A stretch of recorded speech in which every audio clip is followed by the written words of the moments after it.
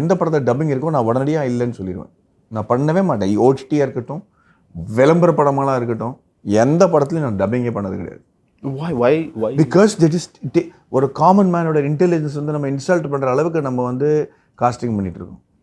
இப்போ அவர் ஒரு சீன், அழகான சீன் எழுதியிருக்காரு. அந்த சீனை நான் வந்து வெறும் அந்த டயலாக்ஸ் மட்டும்தான் சொல்வேன்னு நினச்சிட்டு இருக்கிறவங்க வந்து ஐ எம் நாட் அன் ஆக்டர்னும்.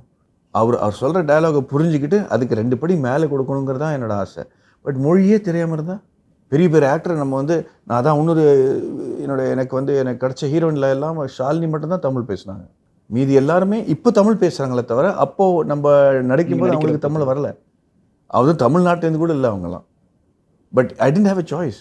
படம் பண்ணும் இல்லைனா வெயிட் பண்ண, தமிழ் பேசுகிற ஹீரோனை வர வரைக்கும் வெயிட் பண்ண அப்படின்னு தான் வெயிட் பண்ணிட்டு இருந்தோம் நம்ம. So I couldn't two. And அப்போ என்ன ஆகுனா, அலைப்பாயுதல்ல ஷாலினியோட பேசும்போது படன்னு அவங்களும் பேசுவாங்க, நானும் அதே எனர்ஜியில் பதில் சொல்ல முடியும். அவங்க லைன்ஸ் ஆட் பண்ணுவாங்க, அவங்க வார்த்தைகள் ஆட் பண்ணுவாங்க. இன்னும் அந்த லைனில் இருக்கிறதுனால, அந்த கதாபாத்திரம் புரியறதுனால she is adding energy to it. ப்ராம்ப்டிங்கில் தான் நான் லைன் சொல்லுவேன்னு சொல்லிட்டு இருக்கும்போது நம்மளால் பண்ணவே முடியாது. அண்ட் இந்த படத்தில் நீங்கள் நயன்தாராவை பார்க்க போகிறீங்க, like you have never seen her before. ஏன்னா அவங்க லைவ் சவுண்டில் பண்ணியிருக்காங்க.